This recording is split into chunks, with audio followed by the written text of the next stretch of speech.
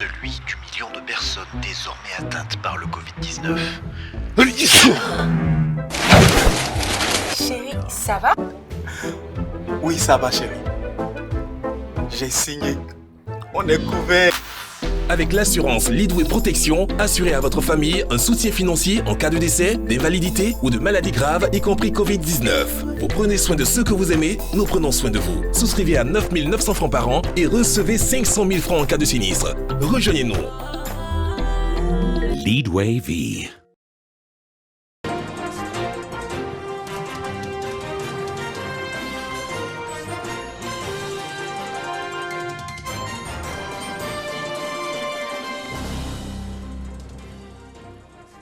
« 20h à Abidjan, mesdames et messieurs, bonsoir. Voici les titres de l'actualité de ce mercredi 3 juin.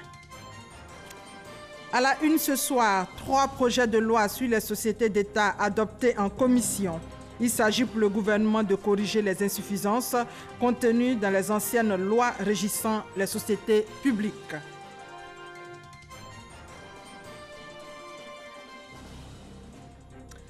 Dans ce 20h également, le premier coup de pioche du ministre du Pétrole pour la construction d'une sphère de stockage de gaz butane au profit de la Gestosi, capacité 2000 tonnes. Coût de l'ouvrage 4 milliards de francs CFA. Date de livraison 21 février 2021. Dans ce 20h également, on parlera encore de coronavirus et on fera le point de la situation. Combien de personnes touchées? Combien de personnes guéries et de personnes qui ont perdu la vie? Le point du jour, c'est tout à l'heure avec le ministère de la Santé. Et hors de chez nous, la justice française a donné ce mercredi le feu vert pour un transfert de Félicien Kabunga devant le tribunal de l'ONU. L'homme d'affaires rwandais sera jugé pour génocide et crime contre l'humanité. Bienvenue à tous dans votre 20h. On va directement à l'Assemblée nationale où 3 projets de loi sur les sociétés d'État ont été adoptés en commission. Projets présentés par le ministre du Budget et du portefeuille de l'État, Moussa Sanogo. L'objectif pour le gouvernement ivoirien est de corriger les insuffisances contenues dans les anciennes lois régissant les sociétés publiques. On fait le point avec Lansine Bakayoko. Ces 3 projets de loi adoptés par la Commission des affaires économiques et financières définissent le fonctionnement et la gouvernance des entreprises publiques en Côte d'Ivoire. Le premier projet de loi porte organisation des sociétés d'État. Le deuxième fixe les règles générales relatives aux établissements publics nationaux. Et le troisième est lié aux sociétés à participation financière publique. Ces différents projets de loi organisent mieux la qualité de la gouvernance, les méthodologies de travail, la reddition des comptes. Je crois que ce sont toutes ces questions qui sont abordées dans ces projets de loi qui ont été adoptés à notre grande satisfaction à l'unanimité des députés. Ces réformes s'inscrivent surtout dans la nouvelle stratégie de gestion du portefeuille de l'État. Stratégie qui se traduit par la mise en place des modèles de gestion active, l'adoption de nouveaux mécanismes de pilotage ainsi qu'une gouvernance inspirée des meilleures pratiques internationales. Nous avons un cadre de gestion, un cadre de surveillance des sociétés, un cadre de reporting trimestriel qui nous permet d'anticiper les difficultés pour faire en sorte que les choses aillent au mieux. La crise à la Banque de l'Habitat en Côte d'Ivoire BHCI, société à participation publique, a également cristallisé les débats. Le gouvernement a décidé d'un commun accord avec le repreneur d'annuler l'opération de cession de ses parts et de reprendre en main le contrôle de la banque. L'État a repris la main et il travaille à ce que la banque ait suffisamment de ressources pour régler au quotidien, en tout cas, les demandes de liquidité. Des mots qui vont certainement donner un peu plus de morale aux clients de la BHCI qui, depuis près de 10 mois, n'ont plus accès à leur propre compte bancaire. Dans l'actualité également ce soir, le lancement des travaux de construction d'une nouvelle sphère de stockage de gaz butane au profit de la Gestosi. Premier coup de pioche donné par le ministre du Pétrole et de l'Énergie. Capacité de la sphère, 2000 tonnes. L'ouvrage dénommé A22 va coûter 4 milliards de francs CFA. Date de livraison, février 2021, nous dit Mahama Traoré. Terminal pétrolier d'Abidjan-Vridi en zone portuaire, site de la Société de gestion des stocks pétroliers de Côte d'Ivoire, geste aussi. Le ministre Abdourahmane Cissé est venu ce mardi lancer les travaux de construction de la nouvelle sphère de stockage de gaz butane. Pour la circonstance, il est déguisé en soudeur. Nous l'évaluons aujourd'hui, la croissance de la consommation environ 10% par an. Pour soutenir cette croissance, il est important d'avoir des capacités de stockage. Parce que les bateaux viennent décharger le butane en Côte d'Ivoire. Il est bon que les bateaux puissent les décharger dans des cuves pour justement pouvoir avoir des capacités de stockage. La construction de cette sphère de stockage dénommée A22 intervient après celle de la A21 réalisée en 2013 par l'actuel staff managérial de la GESTOCI. L'ouvrage va coûter 4 milliards de francs CFA et sera livré en février 2021. À la création de GESTOCI en 1983, de l'activité de GESTOCI, nos capacités de stockage en gaz butane étaient de 2000 tonnes, réparties en deux sphères de 1000 tonnes chaque. Aujourd'hui, avec la construction de la nouvelle sphère qu'on appelle la A22 de 2000 tonnes, nos capacités de stockage en gaz butane passeront de 4000 tonnes à 6000 tonnes à partir de février 2021. Sur la période, par exemple, 2017-2019, si vous prenez la bouteille de gaz communément appelée la B6, donc la toute petite, elle est subventionnée à plus de 55% par l'État de Côte d'Ivoire. Tout cela font partie des mesures qui ont été prises par le gouvernement, par le président de la République, pour justement favoriser l'utilisation et la consommation du gaz butane. Sur la période 2012-2019, les capacités nationales de stockage sont passées de 9 800 tonnes à 20 000 tonnes, des capacités que le gouvernement entend renforcer avec la construction de nouvelles sphères, ce en prévision d'une demande croissante qui pourrait atteindre les 900 000 tonnes en 2030 contre 380 000 tonnes en 2019. Et dans le domaine de l'environnement, la 20e édition de la quinzaine nationale de l'environnement et du développement durable. Le thème retenu est « La nature nous parle » pour coller à l'actualité qu'est le coronavirus, nous dit Jean-Marc Djadji. La 20e quinzaine nationale de l'environnement et du développement durable, CUNED 2020, se tiendra du 3 au 17 juin 2020 à Abidjan. Le ministre de tutelle, Joseph Sekaseka, initiateur de l'événement, l'a annoncé lors d'un point presse. La quinzaine, selon le ministre, vise à informer et sensibiliser les populations sur la protection de l'environnement en cette période de crise sanitaire due à la Covid-19. 24% de la charge mondiale de morbidité et 23% des décès sont dus aux problèmes environnementaux selon ONU Environnement. Préserver la nature est une solution pour éviter les pandémies. La quinzaine de l'environnement est une opportunité parce qu'elle donne l'occasion de sensibiliser toutes les couches sociales, toutes les couches de la population à s'imprégner des mesures de protection de l'environnement afin de contribuer ainsi à freiner l'émergence de ces pandémies. Innovation majeure, la sensibilisation par les médias en ligne compte tenu de la maladie à coronavirus. Respect des mesures barrières oblige. Les années passées, les activités se conduisaient en présentiel. Mais la situation sanitaire actuelle nous a amené, nous, ministère de l'Environnement, à apporter une innovation majeure, c'est le recours à outrance de la sensibilisation en ligne. 3 célébrations sont au menu de la quinzaine. La journée mondiale de l'environnement, des océans et de la lutte contre la désertification et la sécheresse. Continuez de persévérer dans la discipline pour éviter tout risque de contagion.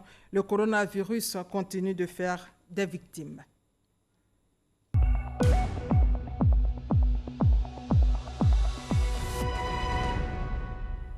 Les communes d'Adjamé et de Port-Boué ont désormais leur centre d'accueil et de dépistage de la maladie à Covid-19, centre ouvert officiellement par le ministre de la Santé. Les détails avec Patricia Oumouetia. Bâti sur une superficie de 300 mètres carrés, le centre d'accueil et de dépistage de la commune d'Adjamé a ouvert officiellement ses portes. Ce centre de dépistage a pour rôle d'accueillir et dépister des personnes volontaires. Quand le patient il vient, lorsqu'il est en bonne santé, lorsque l'état général est bon, après le prélèvement, on lui rappelle encore les mesures barrières. Il rentre chez lui et 48 heures après, il a son résultat. Lorsqu'il n'est pas en bon état, et comme j'ai dit, il n'est pas à même de se tenir debout, on le garde en isolement et c'est seulement à ce moment-là qu'on fait appel aux ambulances pour qu'il soit évacué vers les centres indiqués.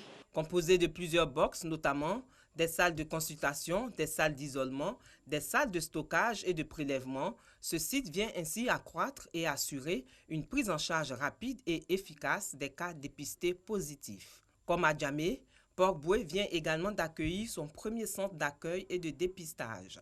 Pour les élus locaux, une sensibilisation des populations est nécessaire. Depuis le début, nous avons mis sur pied des équipes qui sillonnent le tout à Djamé pour aller vers les populations, leur dire que cette maladie existe et qu'il faut respecter les mesures barrières. Nous, en tant qu'autorité municipale, il nous appartient bien entendu de faire une bonne sensibilisation de façon à ce que ce centre-là soit bien animé. Pour le ministre de la Santé et de l'Hygiène publique, ces deux centres portent au nombre de 11 les centres d'accueil et de dépistage de la COVID-19 dans le district d'Abidjan. Aujourd'hui, chaque commune a non seulement un site de prélèvement, mais également, dans la plupart des cas également, un site de soins.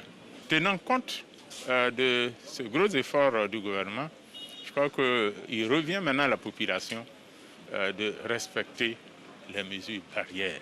Comme annoncé par le Premier ministre Amadou Gon Coulibaly, ce sont 45 centres de prélèvement et de dépistage qui sont prévus sur l'ensemble du territoire national dans le cadre du plan de riposte sanitaire du gouvernement contre la pandémie à coronavirus. Et c'est inquiétant, il y a un relâchement dans l'application des mesures barrières. Conséquence, ces derniers jours, on constate une montée de nombre de cas dépistés positifs à la COVID-19. Constat fait ce mercredi lors du point presse gouvernemental sur la gestion de la crise sanitaire. La synthèse avec Mahama Traoré. 118 cas de Covid-19 enregistrés lundi, 73 cas détectés mardi, la barre des 3000 cas franchie. Ces derniers jours, la Covid-19 continue de gagner du terrain en Côte d'Ivoire. Les explications du ministère de la Santé. L'augmentation du nombre de cas pourrait être également due au fait que la sensibilisation ayant porté, le déni de la maladie ayant diminué, les gens qui ont les signes évocateurs vont plus dans nos centres de dépistage de proximité que le tout venant. Et il y a une meilleure connaissance également aussi de la maladie des professionnels qui font que le ciblage autour des cas suspects ou des cas contacts est plus amélioré. N'oublions pas non plus que la mise en œuvre des mesures sécuritaires et barrières est insuffisante. Vous voyez le nombre de personnes qui circulent dans le Grand Abidjan, qui est épicentre de la maladie, sans le masque. Ce qu'on demande à la population, c'est de respecter les mesures préventives, étant donné que nous n'avons pas de médicaments spécifiques, je précise bien spécifiques, sur le virus encore à ce jour, ni de vaccins. Un fait illustre bien ce relâchement. Il s'agit du constat de la pratique collective du sport, une pratique pourtant non encore autorisée. Si les allègements survenus relativement aux mesures restrictives, les 7 et 14 mai, n'emportent jusqu'ici celles liées à la pratique des sports collectifs, c'est bien en raison des risques élevés de contamination massive liée à la proximité occasionnée par ces disciplines sportives.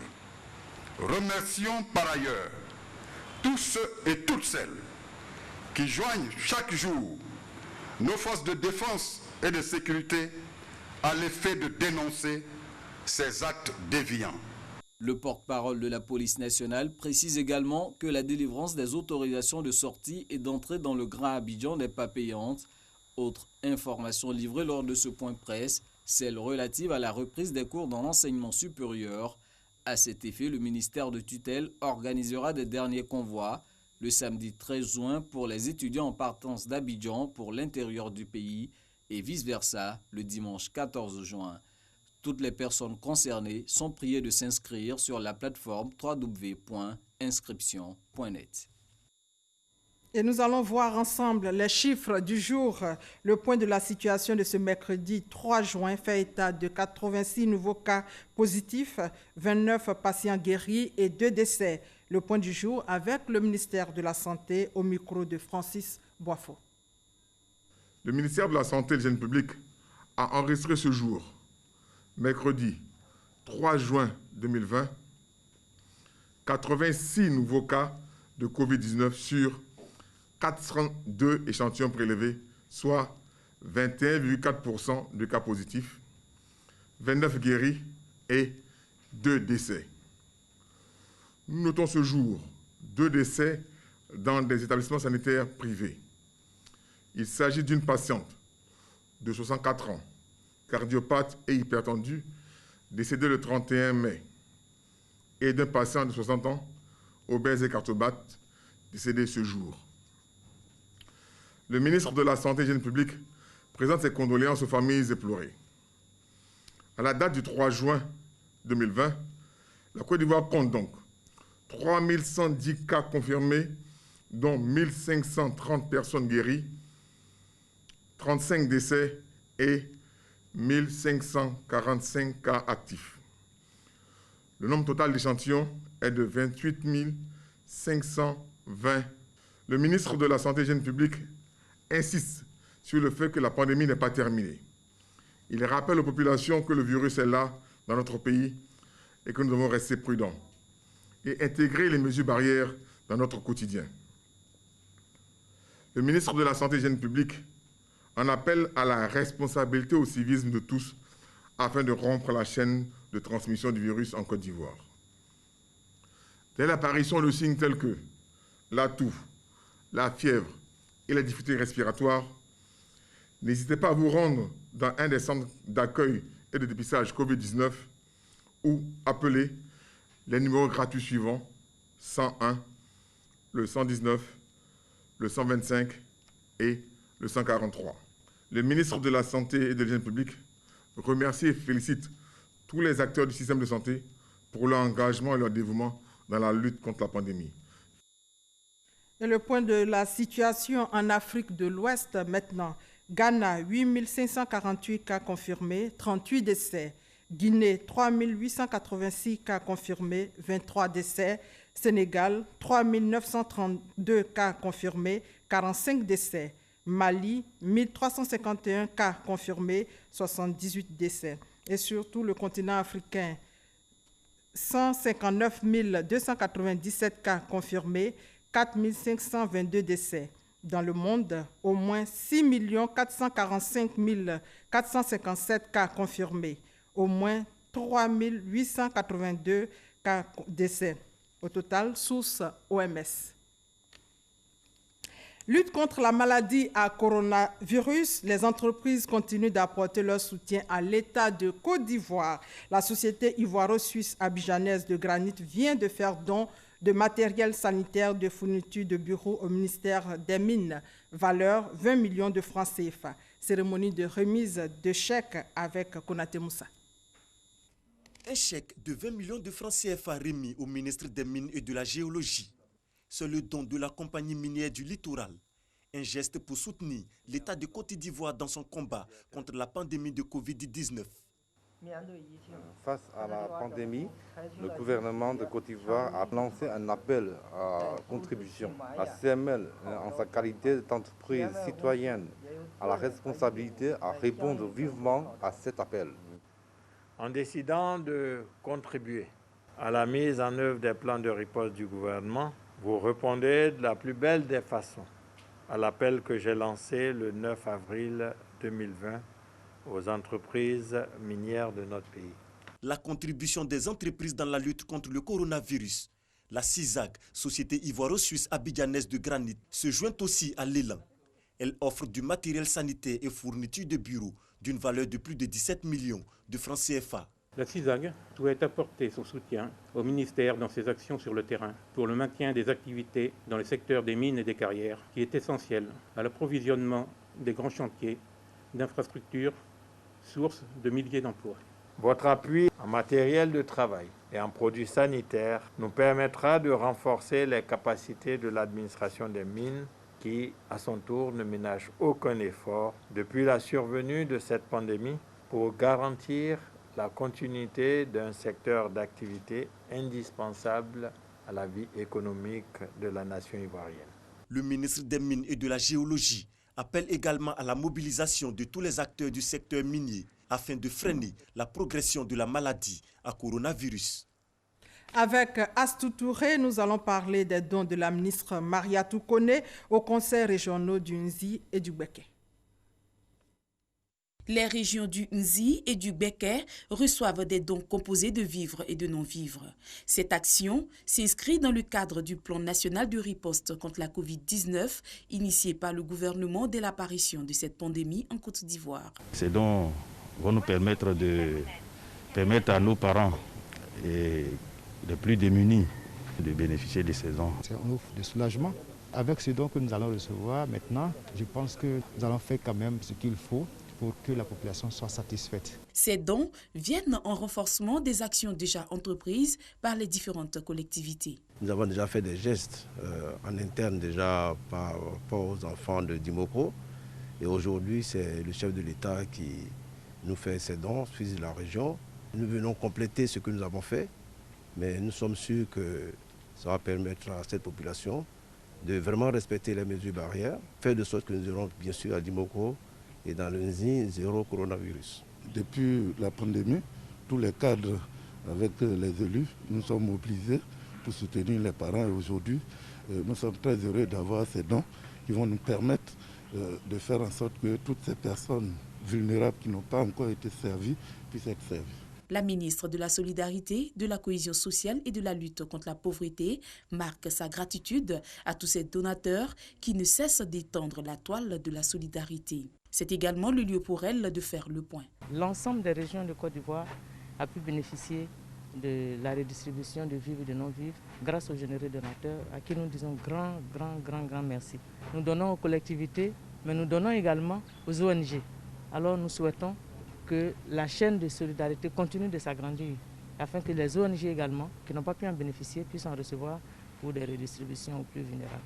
Mariatou Koné exhorte les populations à s'impliquer davantage dans la lutte contre la Covid-19 en mettant en pratique le respect des mesures barrières. On part directement pour Kouara, toujours avec le ministère de la Solidarité et de la Cohésion sociale. Kouara, c'est la dernière sous-préfecture ivoirienne en partance pour le Burkina Faso. Cette localité frontalière est également engagée dans la lutte contre le coronavirus. Elle vient de recevoir le soutien du gouvernement ivoirien, nous dit Kader Sogodogo. Des dons en vivres, riz, huile, pâtes alimentaires, etc. Mais également des kits sanitaires. La solidarité du gouvernement touche ainsi les populations de la sous-préfecture de Kouara, porte d'entrée de la Côte d'Ivoire en provenance du Burkina Faso. Il s'agit pour le ministère de la Solidarité, de la Cohésion sociale et de la lutte contre la pauvreté de soutenir ces populations en cette période de pandémie de la Covid-19. Ces dons réceptionnés par le Conseil régional du Tchologo sont ainsi remis par les élus et le corps préfectoral de Ouagadougou. Cette sous-préfecture mérite d'avoir beaucoup d'attention particulière. Cette zone frontalière, si elle gagne le combat de la Covid-19, nous pensons que le reste des villes y lanceraient ainsi. Au nom de cette population, nous disons merci à l'État de Côte d'Ivoire. La pandémie a un impact important sur la vie des populations. Le gouvernement, donc conscient de cette situation, a décidé donc d'appuyer les populations vulnérables en leur apportant des vivres et des non-vivres pour leur permettre donc de tenir le coup. Des populations heureuses de recevoir le soutien du gouvernement en cette période difficile. Cette cérémonie de partage a été une occasion pour les émissaires du ministre des Affaires présidentielles, Téné Birahima Ouattara, président du Conseil régional du Tchologo, d'inviter les populations de Kouara au respect strict des mesures barrières et d'éviter surtout de braver la mesure de fermeture des frontières terrestres. La sous-préfecture, il faut le savoir, est à moins de 15 km du Burkina Faso. Nous étions donc à Kouara où le gouvernement a fait don aux populations dans le cadre de la lutte contre la Covid-19.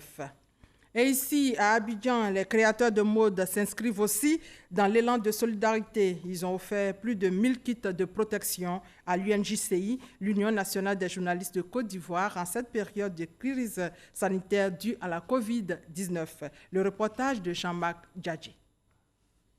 Le président de l'Union nationale des journalistes de Côte d'Ivoire, UNJCI, réceptionne plus de 1000 kits de cache-nez de la part de l'Association des créateurs de mode de Côte d'Ivoire, ACMCI.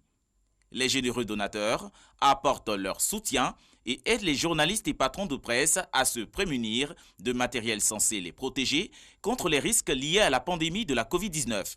Stylistes, modélistes et promoteurs de mode, tous sont mobilisés. L'UNJCI est déjà partenaire de la mode ivoirienne et les acteurs de la mode dans cette pandémie, sachant très bien que les journalistes sont sollicités ça et là pour des reportages, pour des couvertures, pour nous ramener l'information. Il était important pour nous, acteurs de la mode, de mener un geste, une action, on va dire, en leur faveur.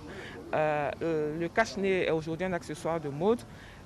On ne sort plus sans son cache-nez et aucun journaliste ne devrait sortir sans son cache-nez. Les journalistes de Côte d'Ivoire sont satisfaits de cette initiative de l'ACMCI et restent en alerte. C'est avec joie que nous avons réceptionné, en tout cas, ces cache-nez, parce que vous ne pouvez pas savoir combien de fois cela nous est salutaire, puisque le métier que nous faisons, nous sommes obligés d'aller en contact. Et quand vous allez en contact, c'est avec tous les risques qu'on connaît par rapport à la dangerosité de la pandémie du virus. Et c'est pourquoi je pense que l'action, en tout cas posée, l'acte posé par les créateurs et stylistes de mode de Côte d'Ivoire est hautement salutaire. Les professionnels de la presse demeurent un maillon sensible face à la propagation de la maladie à coronavirus. Plus de 100 journalistes sont décédés de par le monde, victimes de la Covid-19, selon l'organisation non gouvernementale suisse, Presse Emblème Campaign. On change de sujet pour parler du projet Un enseignant, un toit. Aujourd'hui, le projet se concrétise. Tous les blocages ont été levés après la rencontre de la mutuelle des agents du ministère de l'Éducation nationale avec le ministre de la Construction. Les détails avec Ablaye Koné. L'État de Côte d'Ivoire s'est engagé à accompagner le projet de réalisation des logements sociaux pour toutes les couches sociales, mais surtout pour les enseignants. Ces derniers vont bénéficier d'un logement décent dès le lancement des opérations. Il faut que tous les enseignants de Côte d'Ivoire ont besoin d'une maison. Mais aujourd'hui, nous sommes quand même satisfaits parce que le ministre de la Construction vient de consolider les montants qui sont indiqués. Il reste qu'à faire juste un petit réajustement et puis véritablement, je pense qu'on va passer à la phase active avec l'opérateur. Donc d'ici peu de temps, vous allez annoncer aux enseignants de Côte d'Ivoire que l'opération est en train de voir le jour et donc ils peuvent s'inscrire. La conduite du projet qui s'est heurté à plusieurs difficultés, notamment les aspects financiers, juridiques, techniques et administratifs, est sur la bonne voie. C'est l'assurance donnée par le ministre de la Construction, du Logement et de l'Urbanisme au cours de cette rencontre à son cabinet. Il se trouve qu'ici, c'est des projets qui sont principalement réalisés par des acteurs privés. L'État fait sa part au niveau de la mise à disposition du foncier. Je peux le dire, nous avons déjà signé des conventions pour plusieurs centaines d'hectares dans le cadre de ce projet-là, qui sont mis à la disposition de ce projet. L'État s'est engagé à réaliser les VRD, il le fera le mois venu. Et les conventions sont également en signature pour tout le soutien apporté par l'État au plan fiscal. Dès le lancement du projet pilote, les premières maisons seront livrées aux acquéreurs dans un délai raisonnable. Ces derniers seront précomptés dans un modèle location-vente. Le projet devrait ensuite s'étendre à tous les fonctionnaires. Au chapitre politique, les femmes se mobilisent. Celles du RHDP Grand Bassam se sont retrouvées ce mercredi au siège local du parti pour s'engager aux côtés du candidat du RHDP, Amadou Gon Coulibaly. Les détails avec Alessise Ouedraogo. Les femmes RHDP de Grand Bassam s'apprêtent pour les prochaines échéances électorales. Remobilisation des sections de base, mobilisation des nouveaux majeurs pour l'enrôlement sur la liste électorale. Ce mercredi, la présidente nationale a voulu leur lancer un message clair. Aujourd'hui, notre candidat, c'est le Premier ministre Amadou Gon Coulibaly. Qu'est-ce qu'il faut faire? Ma sœur, lève-toi, va t'inscrire sur la liste électorale. Si tu veux qu'Alassane Ouattara soit fier de toi, si tu veux qu'Amadou Gon prenne le pouvoir le 31 octobre, va t'inscrire sur la liste électorale. Cela est très important. À la veille de la célébration de la fête des mères, le parti n'a pas manqué d'honorer les mamans avec plusieurs complets de pagne. Militants du RHDP de la région du Gontougo en séminaire à Bondoukou, ce séminaire vise à peaufiner la meilleure stratégie pour faire gagner le candidat du RHDP à l'élection présidentielle. Reportage Herman Niamien. Le RHDP est en ordre de bataille pour assurer sa victoire à l'élection présidentielle d'octobre prochain. Dans la région du Gontougo, les coordonnateurs et délégués départementaux se sont retrouvés au cours d'un séminaire pour peaufiner la meilleure stratégie à adopter. C'est un séminaire que nous organisons maintenant même, après malheureusement le temps que nous avons dû perdre à cause de la Covid. Mais ce n'est pas du temps perdu parce que nous mettons tout en œuvre pour rattraper ce qui peut l'être. Alors il fallait donc que nous venions là même, dans notre base, dans le Gontougo, réunir tous nos responsables et les mettre en ordre de bataille. Le ministre Kobina Kwasi Adjoumani est assuré que le RHDP gagnera haut les mains au premier tour l'élection présidentielle à venir.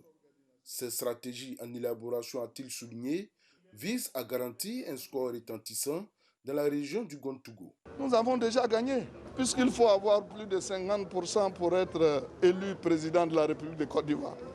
Mais nous, ici, nous voulons soigner notre score. C'est pour cela que nous sommes là.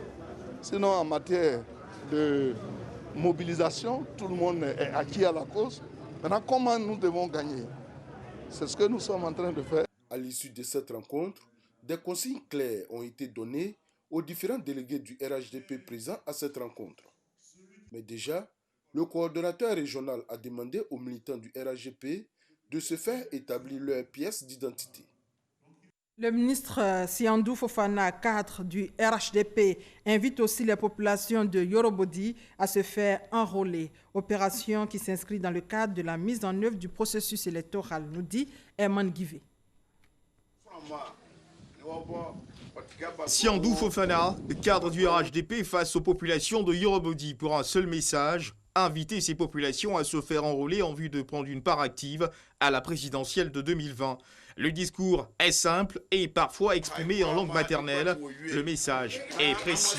Des populations attentives jusqu'au bout qui n'ont pas manqué d'affirmer leur engagement pour la victoire du RHDP à la présidentielle prochaine, répondant ainsi favorablement à l'appel de Siandou Fofana. Les parents ont voulu se retrouver avec nous à l'occasion de la mise en place de nos comités de base et de nos structures de gestion de notre parti, le RHDP, ont voulu nous témoigner leur soutien, montrer une fois de plus qu'ils sont en avant de ce combat et que nous pouvons compter sur eux, à partir de ce moment, prendre leur bâton de pèlerin pour aller à la conquête de personnes, ressources pouvant être des électeurs. Pour l'atteinte de cet objectif, des consignes ont été données.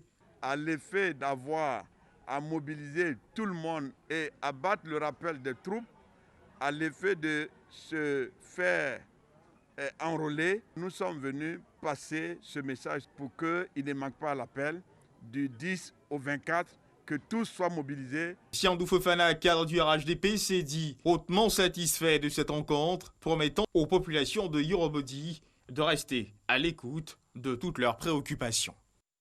Le coordonnateur RHDP de Songon est lui aussi sur le terrain. Il s'agit du ministre-gouverneur Robert Begré-Mambé qui a décidé de remobiliser les bases et surtout de faire le point de l'opération d'enrôlement pour l'obtention de la carte nationale d'identité. Les détails avec Serge Koulia. Délégués de zone, secrétaires de section, responsables de comités de base ont répondu à l'appel du coordonnateur régional RHDP de Songon-Yopougon. Au-delà de la mobilisation des troupes, le ministre-gouverneur Robert Begré-Mambé demande aux militants de rester en éveil, toujours engagés, toujours déterminés jusqu'au bout de l'objectif final à atteindre en octobre prochain.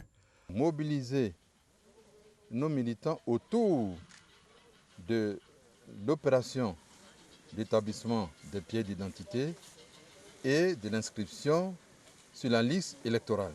Nous avons profité de cette occasion pour leur rappeler tout ce que le président de la République a fait pour Songon avec le Premier ministre Amadou Gon Coulibaly et tout le gouvernement, et surtout faire partager leur volonté de donner à Songon une image d'une ville moderne qui va s'impliquer dans le développement global du Grand Abidjan. Et enfin, nous leur avons demandé leur vigilance, parce qu'une élection ne se gagne qu'à la proclamation des résultats. Donc il ne faut négliger aucune phase du système électoral. Prendre toutes les dispositions pour exprimer au président de la République Alassane Ouattara et au candidat du RHDP Amadou Gon Coulibaly toute la reconnaissance des filles et fils du Songon, telle est la volonté commune exprimée à cette rencontre de Songon Mbraté. Ce que le président a fait pour Songon, en collaboration avec son Premier ministre, ce n'est même pas à discuter. Les réalisations sont palpables, visibles. Cette rencontre politique a été l'occasion pour le ministre-gouverneur de renforcer la sensibilisation sur les mesures barrières pour lutter contre la Covid-19 en Côte d'Ivoire. À Ndoussi et Gbolouville, le RHDP vise 4000 nouveaux majeurs. Charles Niaouré, délégué départemental de Ndoussi, est sur le terrain à cet effet. Il profite de l'occasion pour parler de développement local. La suite avec Abou Sanogo.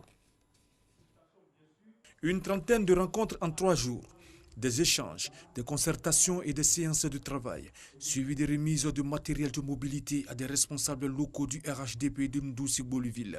Des actions menées par le député Charles Niaouré, délégué départemental du RHDP de Ndoussi-Gbolouville, et qui visent à faire inscrire au moins 4000 nouveaux majeurs sur la liste électorale. Il s'agit pour notre délégation départementale de demander une plus grande implication de nos responsables depuis la base jusqu'au sommet, mais aussi de nos militants, afin qu'ils s'intéressent à cette opération. Et cette stratégie de mobilisation de nouveaux majeurs va reposer sur les responsables des structures de base du RHDP à Ndoussi-Gbolouville. L'honorable Charles Niaouré, qui est venu exhorter la base pour se mobiliser, pour pouvoir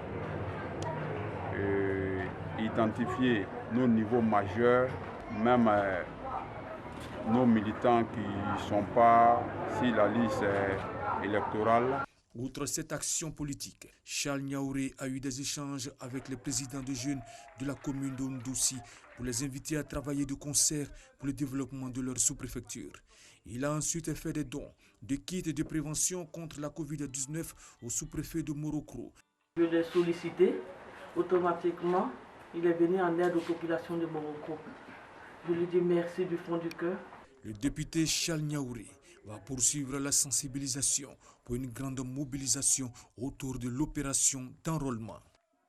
Hors de nos frontières, la justice française a donné le feu vert pour un transfert de Félicien Kabouga devant un tribunal de l'ONU. L'homme d'affaires rwandais sera jugé pour génocide et crimes contre l'humanité commis entre avril et juillet 1994. Il a été arrêté près de Paris le 16 mai dernier après 26 ans de cavale. Et voilà, c'est la fin de ce 20h, supervisé par Jean-Jacques Kwameala et Michel Mambo. À la réalisation, Mariette Alangba, au prompteur Pepe Turkman. À 23h, vous avez rendez-vous avec Marlene Cognan. Moi, je vous retrouve demain. Merci de votre fidélité et bonne soirée à tous.